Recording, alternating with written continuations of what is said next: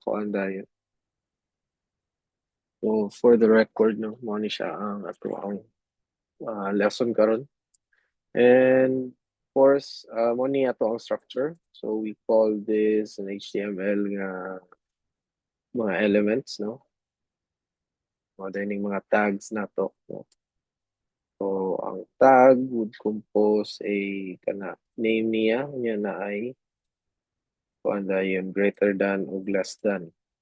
Nya na agyo na siya ay close, kani siya open, then close. Nga tag. Opening tag, closing tag. Kumana siya. And of course, pwede ra pod ninyo muna siya mga tags dayon and then CSS dayon na to. CSS CSS3 o mangita tag na ay mga sample no. So there are two ways of doing CSS no. Inline nga CSS like ingani style, inline nga styling. So that's inline. Right? So naapod kay pumaagi nga imong ipagawas ang CSS nimo. Index.css. So there are ways to do this, no? Inline ni siya directly sa tag or sa element. Then pwede pod siya nga butangan nimo og class base. Meaning ana class name niya tag niya no. So I'll use a class name nga color red. Then I'll put the color red dira. So para makuha nato na siya, since external ni siya, nasa sa gawas, no? Wala siya sulod. External man ni siya, dapat isulod nato siya sa HTML nato. I think, ano mo siya? Then, giyon sa ganyan nila ang mga CSS nila. Ano na to. So, as you can see, no, sa ato ang kuan, ano siya sa head. Head din siya. Head.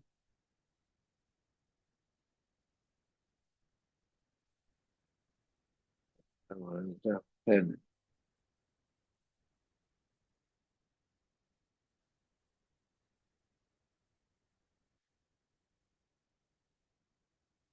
Head niya, tanaw na to dire.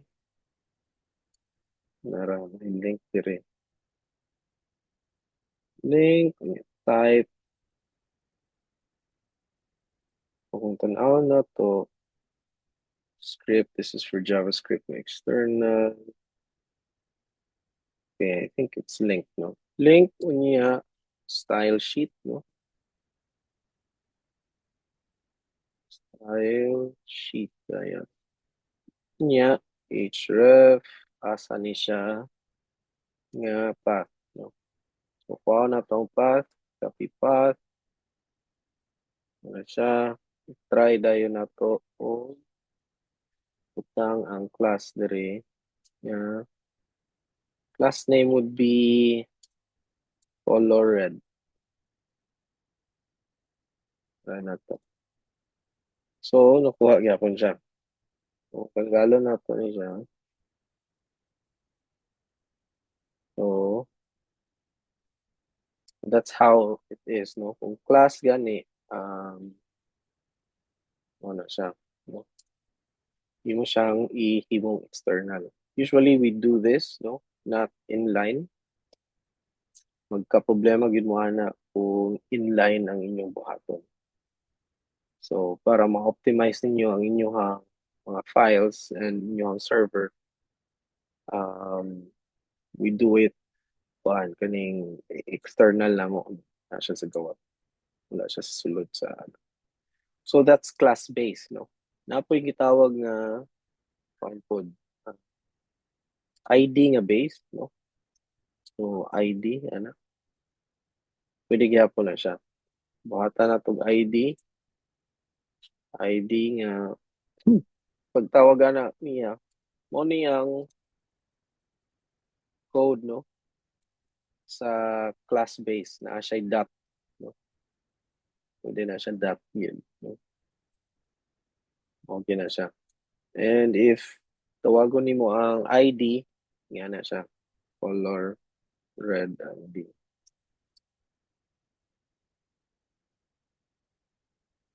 So kung pound na siya or hashtag mo na sa inyo karon no, kung hash na siya, it's called ID. So butang nimo ID dire, may color red ID. Color red ID. So kana no. Tanggalon na to, eh. Wala siya. Balik ko na to, na siya balik. So ang kanang ID kas ara gyud mo siya magamit. So once ra nini mo gamiton gyud. So pwede ra ni siya sa kanang mga kuan ninyo. Ah, mura siya parent nga tag bitaw. So when I say parent nga tag, no, ano siya, ano siya.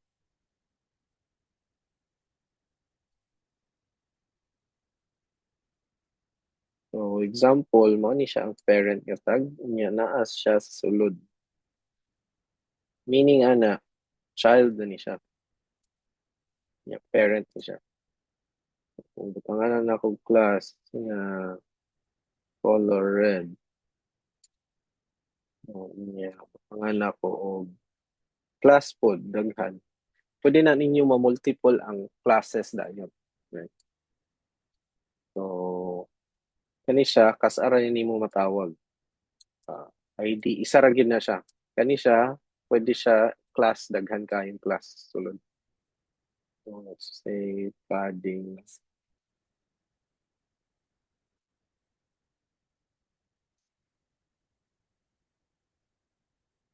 So by default, no, mga kuha na siya, pixel, no, mo ng mga metric sa HTML. So butangan na to og padding.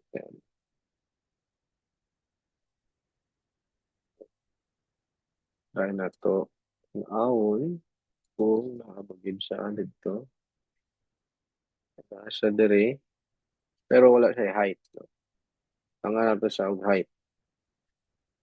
Height, so would be 500 siguro pixel, no? Height, 500 pixel.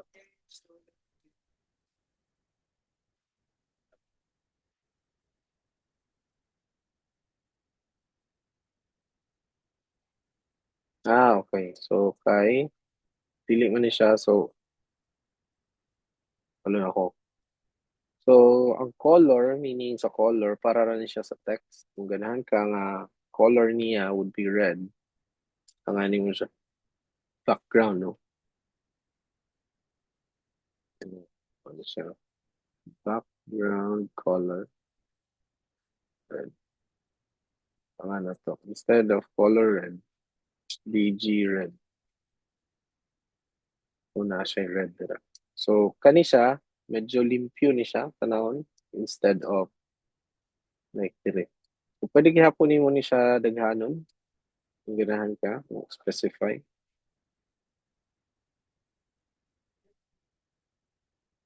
O, ano siya, no? Since height na siya, mo na siya. So, last dayon dire, tangan dayon na to og itawag gani. Butangan dayon na to siya child niya, no? Butangan na to child. So, blue color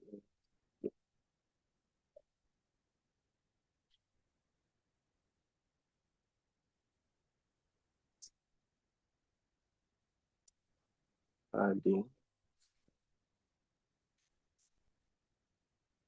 na siya dira to blue. So that's the child, no? Kuning child, kunin yung parent niya. Ni siya, child ni siya sa body. Kuning body, child ni siya sa HTML na parent, which is ang tag mo. So muna siya ang sa CSS, no? So muna siya mga class base. So daghano na to, i-try na to idaghan tong color.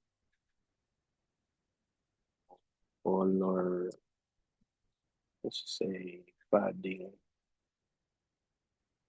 Okay.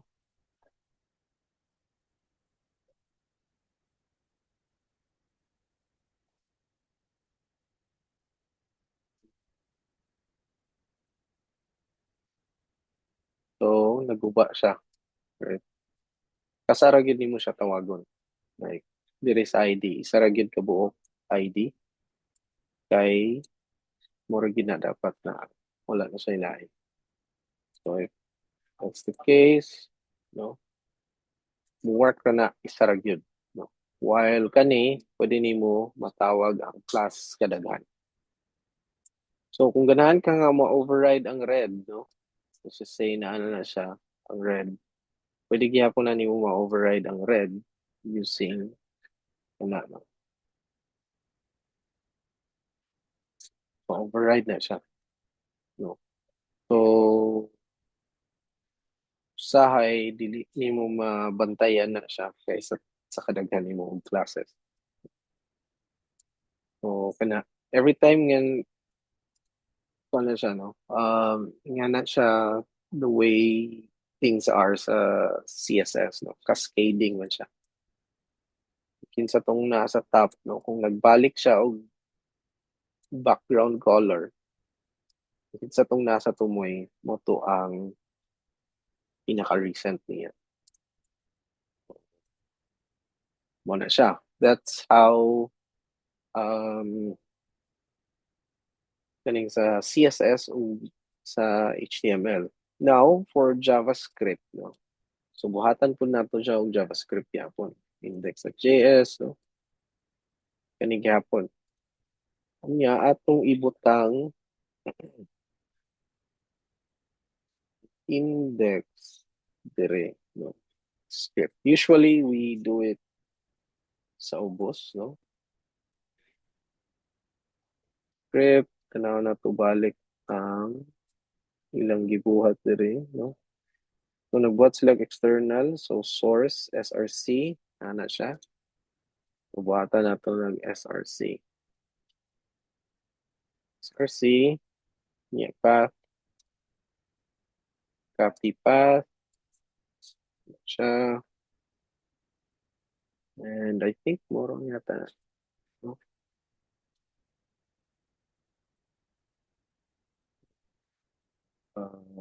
Type. So, type, ito mo type, text, niya, JavaScript. Okay, let's see if saan siya, na ano ba? Okay, so na siya. Okay. So, tanaw na to kung ano ba kita? Kabuhat ba kita? So, log,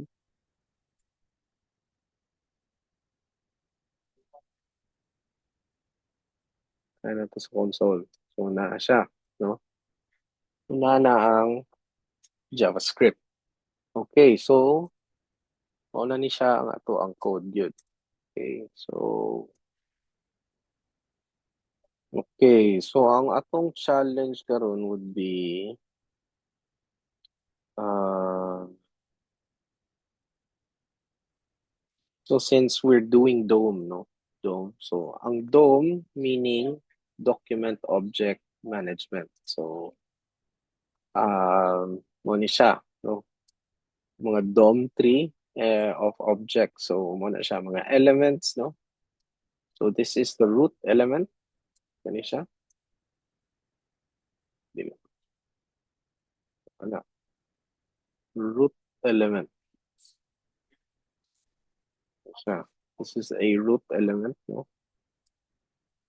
Ang kaning HTML, no? And then nakay mga elements dayon. So these are mga elements, no. Like I said ganiha, kung JavaScript ka, if you're into JavaScript, you will name this as elements. Kung HTML na siya, these are tags. Tawag nila na tags. So, muna siya ang mga kuan. So, kani, ila-ilaho na to, no? This is an element. Kani. Kani na lang. This is an element. This is an attribute dayon. So, same here, no? Unya, ang sulod ani is text. Muna ang gitawag nato nga sa DOM, no? When you say sa JavaScript na DOM. So that's how DOM works, no? So atong buhaton ani ang challenge is mag-try ta nga purely wala ni sila. Like classes, no? Atong i-try nga wala ni sila. So let's try nga mahimo siya, mahimo tag login without using any HTML, no? So isa lang ka HTML siguro. Isa ka div, then ID nga root or app. Okay, so mora na atong buhaton. Okay, so ang atong buhaton karon sa draw.io.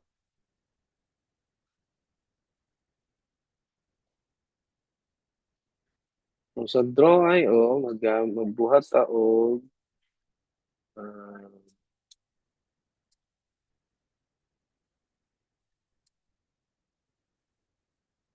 buhat ta og login, ba? So let's try making login nga ano siya, morning username, no? Password dire. This is the button. Okay. So muna atong buhaton. So, pero gamit na to JavaScript only. So let's make it kuha na tayo, buhaton na to, try na to. So, ano siya, what you should do sa DOM, no? Inyong unahon is document get element by ID, no? Para makuha nimo ang root, no?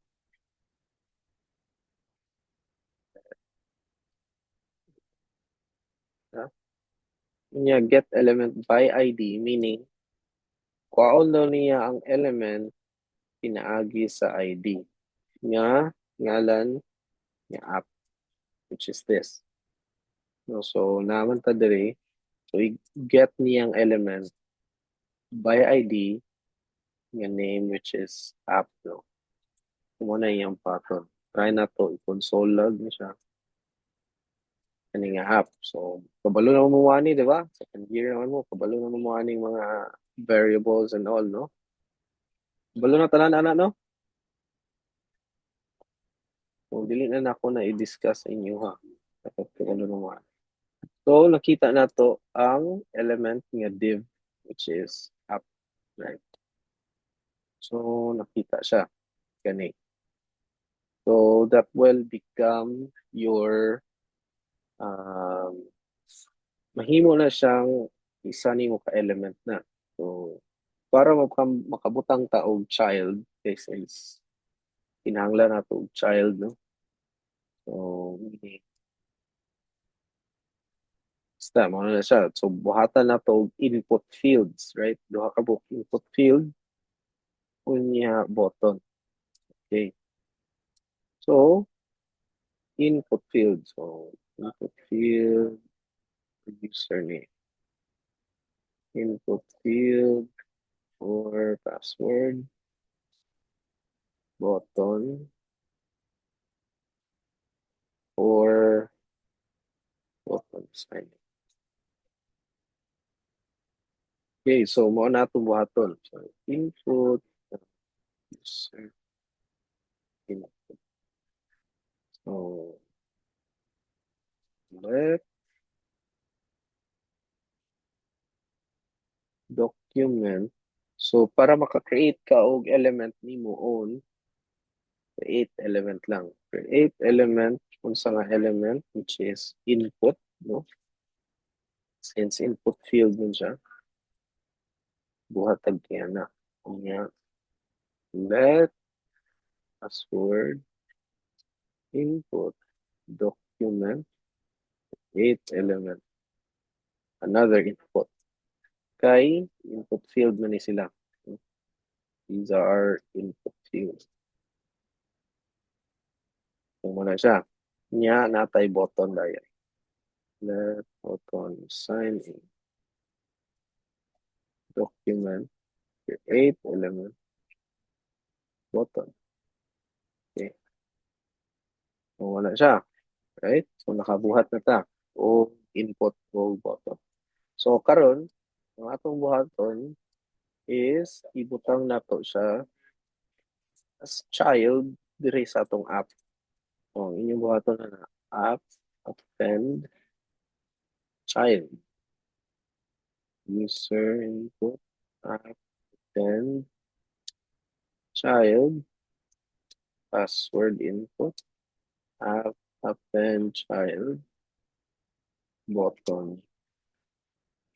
Then nahitabo naa na sila, no? Naka-input, duha ka input, and nakay button. So unsaon man ni siya nga magka-text, no? So buhaton na to uh, buhaton na to bubutangan na to og kaning placeholder nga attribute. Butangan na tong placeholder. Username input attribute. So ngayon, set attribute.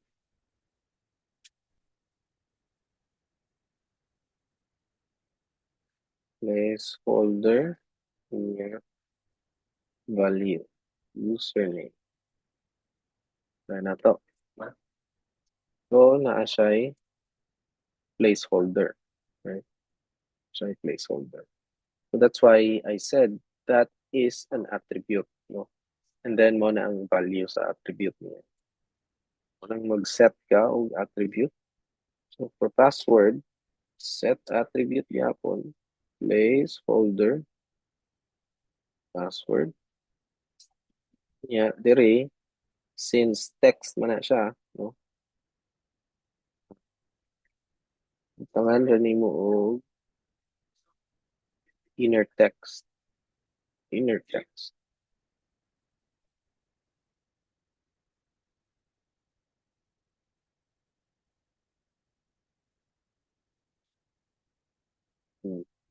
Wala ko siya nakaroon. Okay. Ayun siya.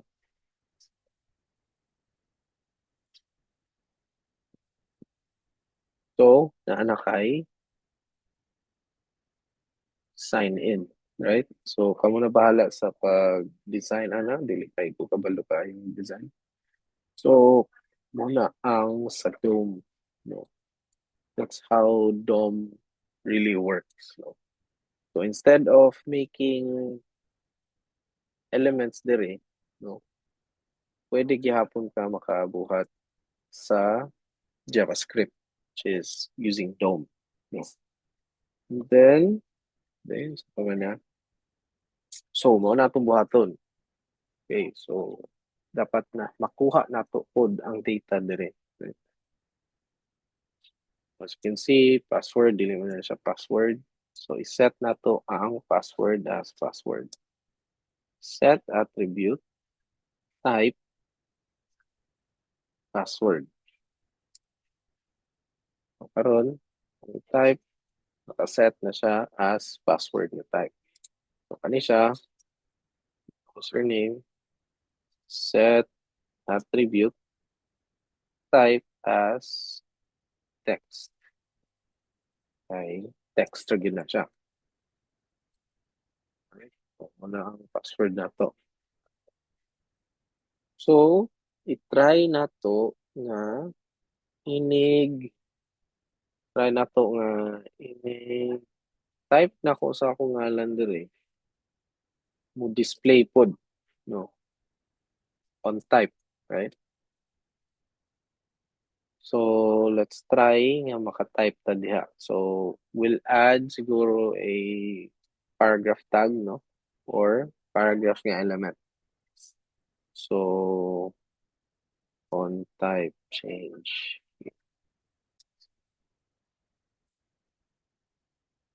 So,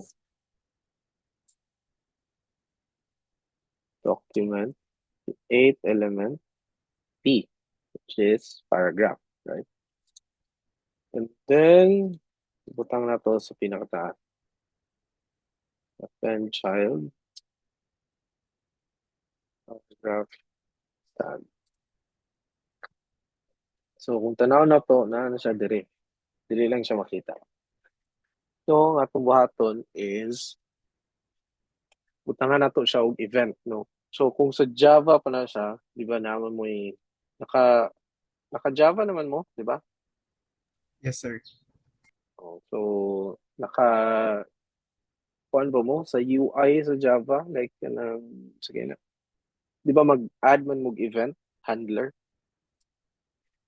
Yes, sir. Wala mo yung kuan, di ba? Button, event handler, listener, ba? Same gyapon na siya diri.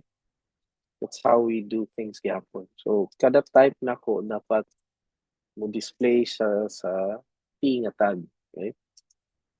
Tanaw na to kung saan na siya sa JavaScript nga DOM. Okay, so since diri ko sa user, diri ko mag-add og event. I'll add event sa username ko. Add event listener. So, I think on input na siya. Function. Siguro to. So, no? Try na to. So, try na to siya. On. So, add event listener.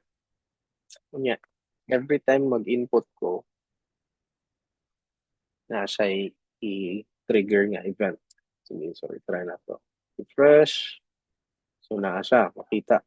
Kita niya ang mga input. Okay, so ang atong buhaton ana, since makita na tong input na, atong ibutang dayon siya sa P nga tag. No? So, paragraph nga tag, which is paragraph nga element. Okay, so kada butang daw nato dito. So, every time nga buhaton nato na siya, saan man ni siya? Sige, try na to. Paragraph tag, inner text, event, target, data. Ano, siguro na ba?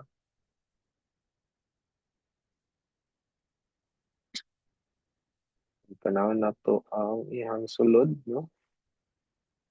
I think data ra, no? So, event of data, ra, siguro. Ano to? Try na to console. Para makita na to. Okay, nakita siya. Good.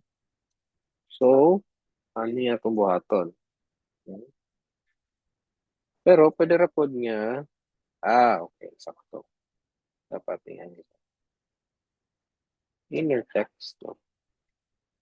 Event target dot value. So, mo niya itong buhaton. Para mo change, every time nga mag-type ko dira, so ga-change gyapon siya. Right? So, muna ang nakanindot sa JavaScript. Kay, you can make it very good. ninsot ng inyong HTML. So HTML alone o CSS dili na nila makaya. Yeah, na ato nga function. Right? So, kita na nako ang unsa akong type dito. Right? Then pwede po na nimo i-stylean gyapon. Like pareha sa itong gibuhat nato, right? CSS nato, pwede gyapon nato butang ano color nga red. So, butang na ko ang color nga red sa T nga tag. So, paragraph tag, set attribute, no? Nya class, nya ang value din sa class, which is color red. Try natin na siya. So, every time mag-type ko, so, color red siya. Right? Kay gitawag na ko ang kuning tag. Right? So, mao na ang the way we do it sa JavaScript na do. Okay, so how about kaning answer login. So, saan mo na nako makita na ko ang pag-login niya. No? So, ini-click na ko ani dapat redirect ko sa ako ang other page sir. Saan mo na siya. Right? So, kung sa JavaScript na siya, purely nga JavaScript. So, buhatan na to ni siya o variable. So, every time nga na kay gusto i-handle nga data, we put it in a variable. No? So usually we use JSON. Kabalo mo ng JSON na format. Dili itong ngalan nga JSON ha. Itong JSON nga gani. No? It says JavaScript object notation. Muna siya. This is very, very popular when you use JavaScript. Muna siya. Dapat kabalo mo o JSON na format or JavaScript object notation. So let's make a JavaScript object notation. Let JSON data or sa na siya, no? Mapangandayan nato siya og keyword and then value. Right? The keyword would be username. Then that's the value. Keyword, then value. Password, keyword, and the value gihapon. So, kani karon ato ning i-change. Oh, so, nara na dito. So, atong button, tawagan na to ang JSON. That data.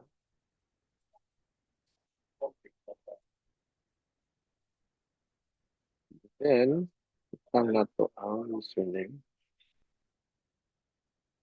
Try na to, ano event target value. Then, sa password code, same gihapon. I'll use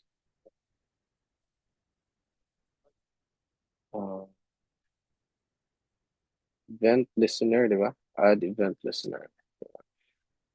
Yeah, every time mag-input ko, butangan ako sa function. Then, ako parameter, which is event, JSON.data, event target, then pwede po dire, no? Sa button nimo. Button sign in, add event listener. So, every time nga mag-click ka na ay function na or you can make your own function.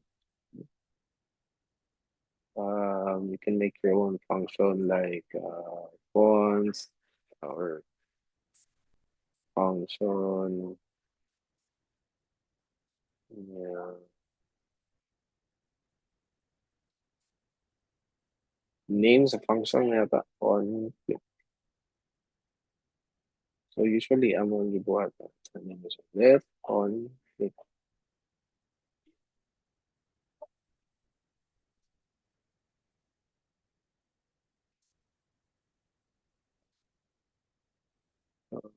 Buhat na on click. na function. Then, ito nga, tayo JSON data. Fresh, nakukuhan. Kanya, nag-click ko, that's my password nila yun. Right? So, wala ang ginabuhat sa JavaScript yun. Sa DOM nga JavaScript. Nasabtan na ba? Na ay question so far?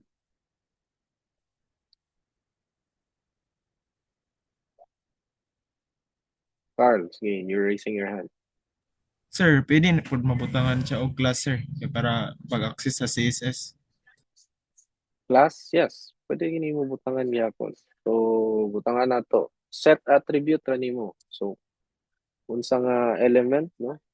So, meaning bottom ni siya nga element. So, bottom, set attribute lang nimo. Set attribute class.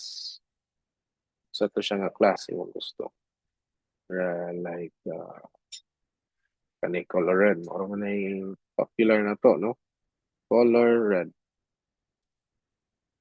So, color red na siya. Yeah. So, pwede rin ninyo i-separate yun. No? Usually, we do it separately. Separate yun ninyo kay para dili siya gubot kayo. So, muna among ginabuhat yun. So, mo ni ang DOM. Pwede ra pod mo nga gamit yun mo o sa tawag ani. Like CSS ra gyud, no? So, basta kay mo ni siya ang DOM. You can event handling sa JavaScript. You can set your own elements, no? Set attributes, no? Basta ang tawag ani niya element, then attribute ni siya. Yan, unsay sulod sa attribute, value sa attribute. So, muna siya. So, every time nga, pwede pod ka maka-call by class, no? Get element by ID. Pwede ra pod ka mag-get element by class, no? Ani siya, dagani siya. Get element. So, naa siya by tag name, by class name, by name. So, usually, among ginabuhat, we do it by ID.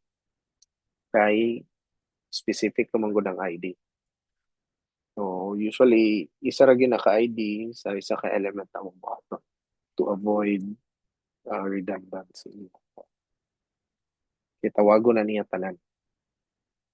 So, also, pwede po mo maka-try dire. Like, kaning console, no? I think sa Chrome na, magyapon ni sa Chrome. Chrome, ano yung gamit, di ba?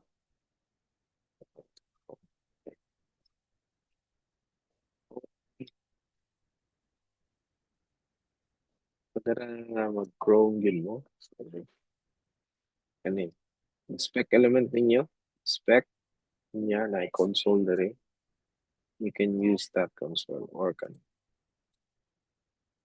So, pwede ra na siya ma-change dayon dire kani by logo niya. So, ID niya logo. So, document, that logo. Document, get element by ID. Ay, so, element by ID niya logo.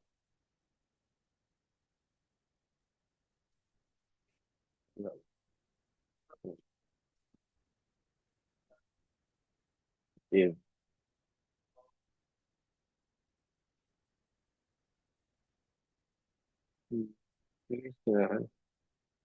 Anyways, pasin gi-restrict ni Google. So there are ways to do it, no? Usually diri mig try, no? Okay. Yes, try. Nalagod siya. Hindi tataglahin mo.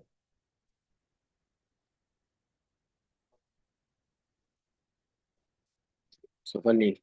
You can use mga class, no? o ito tag class document get element by class name.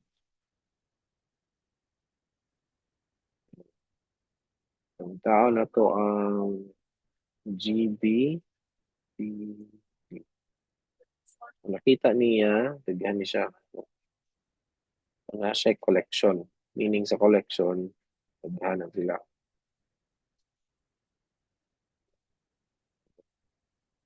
Sa mo na problema kung class ang imuhang tawagon or pangitaon. Kay daghan kayo ang class gamito ng class ng daghan kayo. So, mo na siya. No? So that's how you do it sa DOM. No? A little bit introduction to HTML and a little bit of code sa sa CSS3. No? So kani siya, mao na gid ni ang structure sa ibuhang HTML. This is how we do it so web. When you want to become a web developer, mo ni siya. HTML, CSS, JavaScript, and kuan po na mo. Usually na may jQuery. So, not sure kung kinahanglan nato ni tunan tayo. Pero it's still, mura siya JavaScript ra. So, siguro ato gihapon i-discuss ni po ang jQuery. So, question. May question? Wala na?